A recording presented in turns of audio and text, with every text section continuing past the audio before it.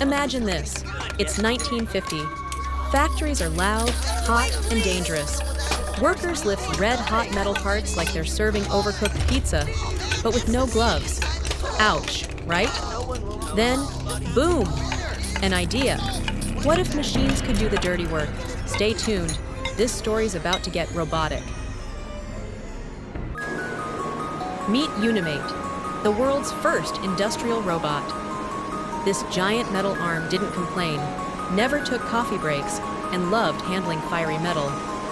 Fun fact, Unimate was so iconic, it even appeared on The Tonight Show to pour beer. But here's the twist. This clunky legend paved the way for every robot in your phone, car, and even that creepy vacuum that judges your crumbs.